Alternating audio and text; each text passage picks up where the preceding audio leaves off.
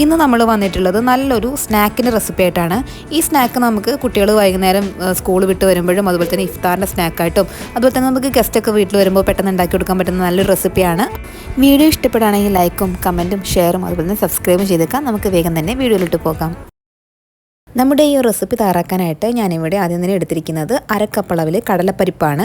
നമ്മൾ ഈ റെസിപ്പിക്ക് കടലപ്പരിപ്പാണ് ഉപയോഗിക്കുന്നത് കേട്ടോ, അല്ലാതെ വേറൊരു പരിപ്പൊന്നും എടുക്കരുത്, കടലപ്പരിപ്പ് തന്നെ എടുക്കണം. ഇത് നമുക്ക് നല്ലതുപോലെ കഴുകി കൊണ്ടുവരാം. അപ്പോൾ ഞാനിപ്പോൾ അത്യാവശ്യം നല്ലതുപോലെ കഴുകി കൊണ്ടുവന്നിട്ടുണ്ട്. ഇനി നമുക്ക് എന്തെന്ന് വെച്ച് കഴിഞ്ഞാൽ ഇത് വേവിച്ചെടുക്കണം.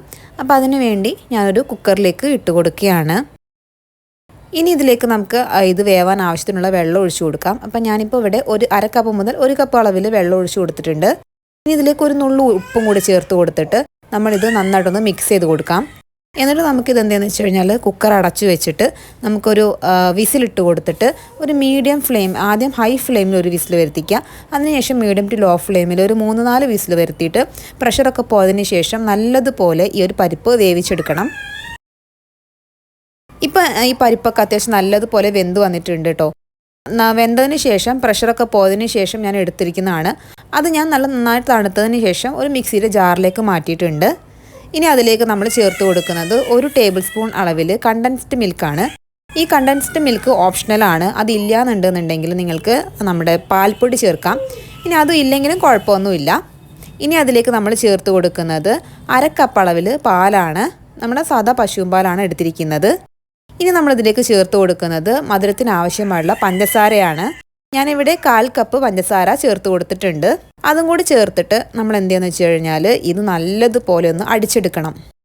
അപ്പോൾ ഈ രീതിക്ക് നമ്മളൊന്ന് നന്നായിട്ടൊന്ന് അടിച്ചെടുത്തിട്ടുണ്ട്. കണ്ടില്ലേ, ഈ ഒരു രീതിയിൽ നന്നായിട്ട് ആ പരിപ്പ് നമ്മൾ ചേർത്ത ചേരുവകളെല്ലാം നന്നായിട്ടൊന്ന് മിക്സായി വരണം. ഇനി നമ്മൾ എന്തെന്ന് വെച്ച് കഴിഞ്ഞാൽ ഇതിലേക്ക് ഇനി അടുത്ത് നമ്മൾ ചേർത്ത് കൊടുക്കുന്ന ചേരുവ എന്ന് പറയുന്നത് 5 കോഴിമുട്ടയാണ് കേട്ടോ. അപ്പോൾ അത്യാവശ്യം മുട്ട ഉണ്ടെങ്കിലാണ് ഈ ഒരു റെസിപ്പിക്ക് ടേസ്റ്റ് ഉണ്ടാവുക.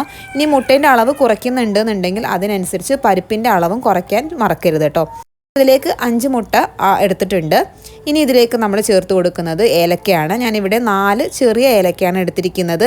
വലുതാണെങ്കിൽ 2 എണ്ണം ചേർത്താൽ മതിയാകും. ഇനി അതും കൂടെ ചേർത്ത് നന്നായിട്ട് അടിച്ചെടുക്കാം. കുറച്ച് സമയം എടുത്ത് അടിച്ചെടുക്കുക, അപ്പോഴാണ് ആ മുട്ട നല്ല ഫ്ലഫി ആയിട്ട് കിട്ടുള്ളൂ. അതാ ഞാൻ മൊത്തത്തിൽ ഇങ്ങനെ നന്നായിട്ട് അടിച്ചെടുത്തിട്ടുണ്ട്. ഇത് നമുക്ക് മാറ്റി വയ്ക്കാം. ചാനൽ ആദ്യമായിട്ട് കാണുന്നവരാണെന്നുണ്ടെങ്കിൽ ഒന്ന് സബ്സ്ക്രൈബ് ചെയ്യുക കേട്ടോ. പിന്നെ ഇതുപോലെയുള്ള നല്ല നല്ല റെസിപ്പീസ് വേണമെന്നുണ്ടെന്നുണ്ടെങ്കിൽ നിങ്ങൾ കമൻറ്റ് ബോക്സിൽ അറിയിക്കുക. അതുപോലെ ട്രൈ ചെയ്ത് നോക്കിയിട്ട് ഫീഡ്ബാക്ക് അറിയിക്കാനും മറക്കരുത്. ഇനി നമ്മളിത് തയ്യാറാക്കാനായിട്ട് കേക്കൊക്കെ തയ്യാറാക്കാനായിട്ടുള്ള ഒരു ചെറിയൊരു പാത്രം നമ്മൾ സെറ്റ് ചെയ്ത് എടുക്കേണ്ടതായിട്ടുണ്ട് കേട്ടോ. നമ്മൾ നോർമലി ഉള്ള പാത്രമല്ല, കുറച്ച് അടി കട്ടിയുള്ള ഒരു പാത്രം തന്നെ നമ്മൾ എടുക്കുക. എന്നിട്ട് നോൺ സ്റ്റിക്കിൻ്റെ പാത്രമാണ് ഏറ്റവും നല്ലത്. ഇനി അതിലേക്ക് കുറച്ച് നെയ്യ് ഒഴിച്ചു കൊടുക്കുക. ഞാനിപ്പോൾ 1-2 ടേബിൾ സ്പൂൺ നെയ്യ് ഒഴിച്ചു കൊടുത്തിട്ട് നമ്മൾ അതിനകത്തോട്ട് ആവശ്യത്തിന് അണ്ടിപ്പരിപ്പ്, അത് നിങ്ങൾ ഗാർണിഷ് ചെയ്യാൻ ഇഷ്ടപ്പെടുന്നുണ്ടെങ്കിൽ മാത്രം നമ്മളിത് ഇട്ട് കൊടുത്താൽ മതി. അതൊക്കെ നിർബന്ധമൊന്നുമില്ല കേട്ടോ, അതൊക്കെ ഓപ്ഷണലാണ്. ഒരു ഭംഗിക്കും അതുപോലെ തന്നെ കുറച്ച് എക്സ്ട്രാ ടേസ്റ്റിന് വേണ്ടിയിട്ടാണ്. പിന്നെ കുറച്ച് നമ്മുടെ മുന്തിരി ഇട്ട് കൊടുത്തിട്ടുണ്ട്. മുന്തിരി പല കുട്ടികൾക്കും ഇഷ്ടമല്ലെങ്കിൽ അത് ഒഴിവാക്കാവുന്നതാണ് കേട്ടോ, അതിനങ്ങനെ നിർബന്ധങ്ങളൊന്നുമില്ല. ഇത് നമ്മൾ നന്നായിട്ട് നെയ്യിൽ വറുത്തിട്ട് നമുക്കിത് മാറ്റി വയ്ക്കാം. ഇനി നമ്മൾ ഈ നെയ്ക്കകത്തോട്ട് തന്നെയാണ് നമ്മൾ നേരത്തെ തയ്യാറാക്കി വെച്ചിരിക്കുന്ന ആ ബാറ്റർ ഒഴിച്ചു കൊടുക്കുന്നത്. അപ്പോൾ ഒഴിക്കുന്നതിന് മുന്നേ ബാറ്റർ നന്നായിട്ടൊന്ന് മിക്സ് ചെയ്ത് കൊടുക്കുക. എന്നിട്ട് നമുക്ക് ഈ ബാറ്റർ ഇതിലേക്ക് ഒഴിച്ചു കൊടുക്കാം. അപ്പോൾ ബാറ്റർ ഒഴിച്ചു കൊടുക്കുമ്പോൾ ശ്രദ്ധിക്കുക, ഫ്ലെയിം ലോ ഫ്ലെയിമിൽ വെക്കുക. എന്നിട്ട് മൊത്തത്തിൽ നല്ലതുപോലെ ഒരേ രീതിയിൽ തന്നെ മാവ് ഒഴിച്ചു കൊടുക്കുക കേട്ടോ. എന്നിട്ട് നമുക്ക് എന്താണെന്ന് വെച്ച് കഴിഞ്ഞാൽ ഈ മാവ് നന്നായിട്ടൊന്ന് ഇങ്ങനെ ടാപ്പ് ചെയ്ത് കൊടുക്കണം. ഇങ്ങനെ ചെറുതായിട്ടൊന്ന് ഇങ്ങനെ തട്ടി കൊടുക്കണം. എന്താണെന്ന് വെച്ച് കഴിഞ്ഞാൽ എല്ലാ ഭാഗത്തേക്കും ഒരേപോലെ ആവാൻ വേണ്ടിയിട്ടാണ്. അല്ലെങ്കിൽ ആ മാവ് ആയിട്ടില്ലെങ്കിൽ ഇങ്ങനെ ഒരു ഓട്ട പോലെ വരും. അതുകൊണ്ടാണ് കേട്ടോ, വെന്ത് കഴിയുമ്പം അതുകൊണ്ടാണ്. ഇനി താഴെ ഒരു തട്ട് വെച്ച് കൊടുത്തിട്ട് ഇത് അടച്ച് വെച്ച് ലോ ഫ്ലെയിമിൽ ഒരു 15 മിനിറ്റ് കുക്ക് ചെയ്യാം. 15 മിനിറ്റ് മുതൽ 20 മിനിറ്റൊക്കെ കഴിയുമ്പോഴത്തേക്കും ഇത് ചെറുതായിട്ട് ഇങ്ങനെ കുക്കായി നടുഭാഗമൊക്കെ ഇങ്ങനെ വെന്ത് തുടങ്ങുന്ന ഒരു സമയം വരും കേട്ടോ. നമ്മൾ തൊട്ട് വെക്കുമ്പോൾ കയ്യിൽ ഇങ്ങനെ പിടിക്കാത്ത രീതിയിൽ ആവുന്ന സമയത്താണ് നമ്മൾ ഫ്രൈ ചെയ്ത് വെച്ചിരിക്കുന്ന ആ ഒരു ഇൻഗ്രീഡിയൻസ് ഉണ്ടല്ലോ, നമ്മൾ ഗാർണിഷ് ചെയ്യാൻ വേണ്ടി ചെയ്തിട്ടില്ല, അത് വെച്ച് കൊടുക്കുക കേട്ടോ. ഒരുപാട് നേരത്തെ നമ്മൾ വെച്ച് കൊടുത്താൽ എന്താ പ്രശ്നം എന്ന് വെച്ച് കഴിഞ്ഞാൽ നമ്മൾ ആ ഉള്ളിലോട്ട് അങ്ങ് പോയി പോകും. അപ്പോൾ അത്ര ഭംഗി ഉണ്ടാവില്ല. പിന്നെ ലേറ്റായിട്ട് ഒരുപാട് നേരം വൈകി വെച്ച് കൊടുത്താൽ നമ്മൾ കേക്ക് മുറിക്കുമ്പോഴൊക്കെ പൊടിഞ്ഞ് താഴേക്ക് വീഴും. വീണു അതുകൊണ്ടാണ്. എന്നിട്ട് വീണ്ടും ഒരു 15 മിനിറ്റ് നമുക്ക് കുക്ക് ചെയ്തെടുക്കാം. അങ്ങനെ മൊത്തത്തിൽ നന്നായിട്ട് കുക്ക് ചെയ്ത് കഴിഞ്ഞാൽ ഒന്ന് ഹോട്ട് ഫ്ലെയിം ഓഫ് ചെയ്ത് തണുക്കാൻ വേണ്ടിയിട്ട് വെക്കാം കേട്ടോ. നന്നായിട്ടൊന്ന് തണുത്താൽ മാത്രമാണ് നമുക്ക് പെട്ടെന്ന് തന്നെ വിട്ട് കിട്ടുള്ളൂ പാത്രത്തിൽ നിന്ന്. ഇപ്പോൾ ഇത് നന്നായിട്ട് തണുത്ത് വന്നിട്ടുണ്ട്. ഇനി നമുക്കിത് എളുപ്പത്തിൽ ഇത് എളുപ്പത്തിൽ നമുക്ക് എന്ത് ചെയ്യാം, ഇത് പാത്രത്തിലേക്ക് വിടിയിച്ചെടുക്കാം.